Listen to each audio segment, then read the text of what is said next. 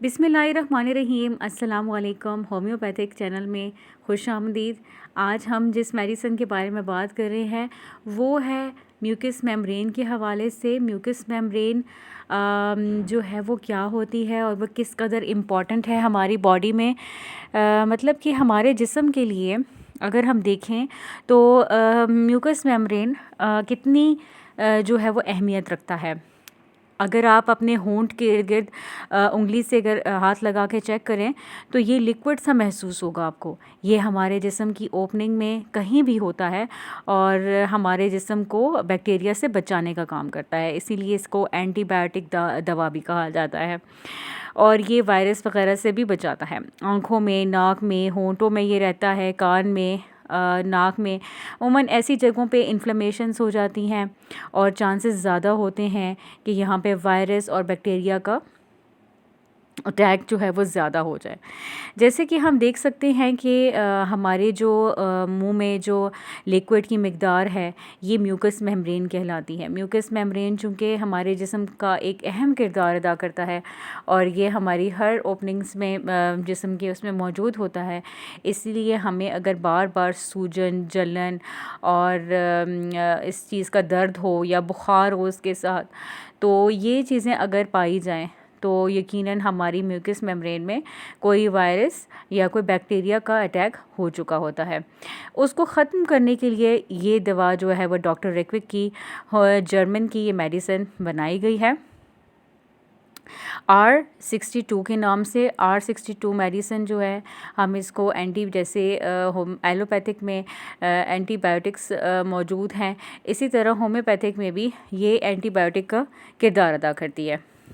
आप इसका इस्तेमाल कर सकते हैं और इसके इस्तेमाल में सबसे पहले तो हम ये देखेंगे कि ये हमारे कहाँ कहाँ पे बॉडी में ज़रूरत पड़ सकते हैं। अब बॉडी मेम्ब्रेन के हवाले से अगर हम बात करें तो हमारे मुंह में जो झिल्ली सी जो महसूस होती है, जो नरम और नाजुक सी वेलवेटी सी जो झिल्ली है, उसको जो है ये लिक्विड फराहम करता है। और ये जब लिक्विड सा जो आपको महसूस हो रहा है आपकी मुंह में, ये जो है वो म्यूकस मेम्ब्रेन है।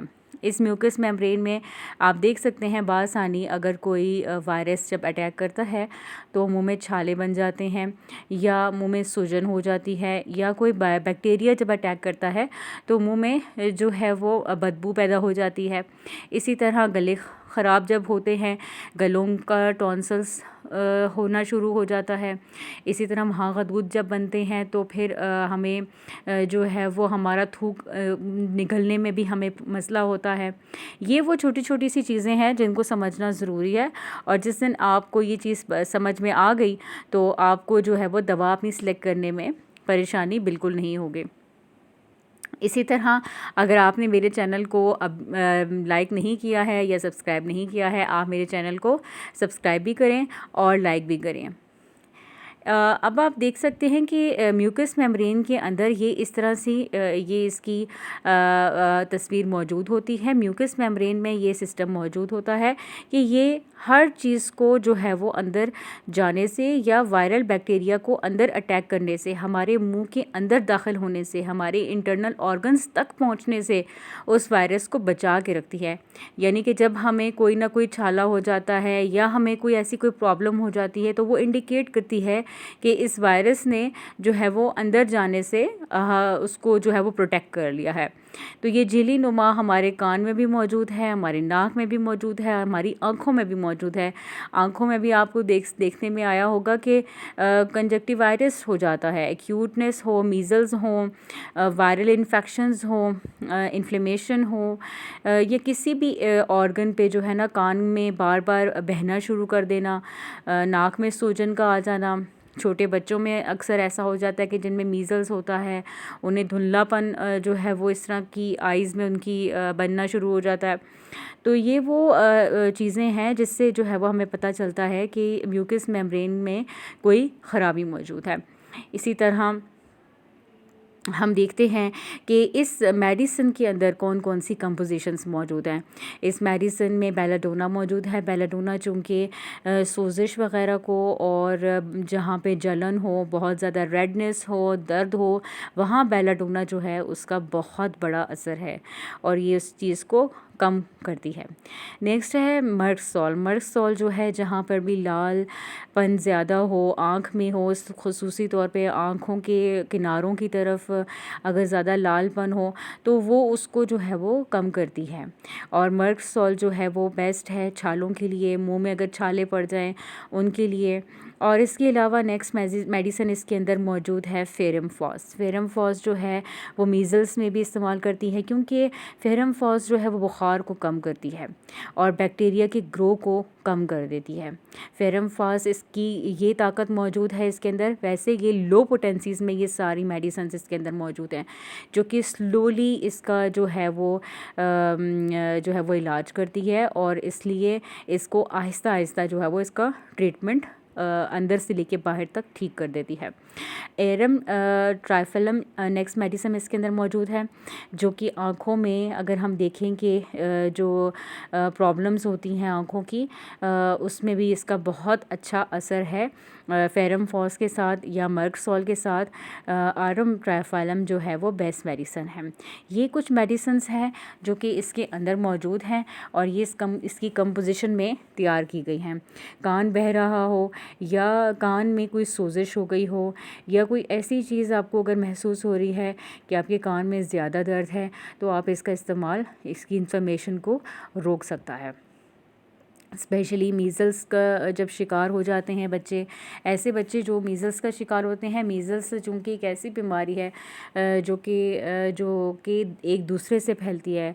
यानी कि अगर किसी को अगर ये बीमारी है या उसकी वायरस ने अगर उसके अंदर अटैक किया है तो वो ड्रॉपलेट्स के थ्रू, छींक के ज़रिए या खांसी के ज़रिए एक दूसरे तक फैल सकता है। तो इसके बचाव के लिए, इस खसरे के बचाव के लिए ये एक बेहतरीन दवा है, एक बेहतरीन एंटीडोट है होम्योपैथिक में। इसका इस्तेमाल करने का तरीका बहुत आसान है, निहायत आसान है। आप एक चम्मच लीजिए, उसमें पानी लीजिए और उसमें आप नीम गर्म पानी के अंदर 10 बूंदें आप इस्तेमाल कीजिए। सुबह, दोपहर, शाम आप इस्तेमाल कीजिए तो आपकी प्रॉब्लम में अफाका हो सकता है। और हो सके तो आप अपनी बेबीज़ को सबसे पहले या बच्चों में अगर ये चीज़ अगर आप देखते हैं तो पहले आप डॉक्टर से कंसल्ट कीजिए और वो आपको जो मशवरा देते हैं बेहतरीन किस्म का, इसके साथ वो दवाइयाँ भी ऐड करके जो है वो आपको बेहतरीन आपके इलाज में वो होगा। तो babies should have to be given, आप दे सकते हैं 3 to 5 ड्रॉप्स उनको दे सकते हैं, ज़्यादा ड्रॉप्स नहीं दे सकते। अगर अडल्ट हैं तो ज़्यादा बढ़ा सकते हैं। इसके अलावा आपको अगर कोई और प्रॉब्लम है जैसे टॉन्सिलाइटिस है तो R1, साइनेटाइटिस है तो R41 मेडिसिन डॉक्टर रेक्विक की होम्योपैथिक की जर्मन की मेडिसिन है। इसी तरह ब्रोंकाइटिस में मैं आपको बता चुकी हूँ R9 का सिरप और R8 का मेडिसिन जो है वो बहुत बेस्ट है। अगर आपने मेरे चैनल को पहले सब्सक्राइब नहीं किया तो आप उसको ज़रूर सब्सक्राइब करें ताकि आपको पिछली जो वीडियोज़ हैं वो भी आपको मिल जाएँ और जो मैंने बताई हुई हैं और आपको अगली मेडिसिन्स का भी अच्छे से पता चल जाए। इसी तरह टीबी ऑफ लंग्स के लिए जो है वो R57 8 to 10 ड्रॉप्स आपने इस्तेमाल करनी है डेली बेसिस पे। ये अगर आप रेगुलर 2 मंथ्स तक इस्तेमाल करते हैं तो आप वाज़ेह फ़र्क देखेंगे और इम्प्रूवमेंट आएगी। और जैसे ही आप में इम्प्रूवमेंट आएगी तो आपने 1 मंथ मज़ीद और इस्तेमाल करना है ताकि जो है वो किसी किस्म की चीज़ आपकी बॉडी में दोबारा रिपीट ना हो। ये बेस्ट होम्योपैथिक की मेडिसिन है। जैसे आप एलोपैथिक की मेडिसिन इस्तेमाल करते हैं, एंटीबायोटिक्स इस्तेमाल करते हैं, इसी तरह की ये एंटीबायोटिक का काम करती है R62। तो R62 मेडिसिन जो है वो मैंने आपको बता दिया है कि स्पेशली एक्ट करती है किसके ऊपर, म्यूकस मेम्ब्रेन के ऊपर। जहाँ भी आपका म्यूकस मेम्ब्रेन है, ओपनिंग मौजूद है, वहाँ कोई भी अगर बैक्टीरिया की इन्फ्लेमेशन हो गई है तो ये उसको ठीक करने में काम करेगा। उम्मीद करती हूँ कि आप इसी तरीके से मेरे चैनल को एंजॉय कर रहे होंगे और सबके साथ ज़रूर शेयर कीजिए। Thank you. अल्लाह हाफ़िज़। अपना बहुत ख्याल रखिए।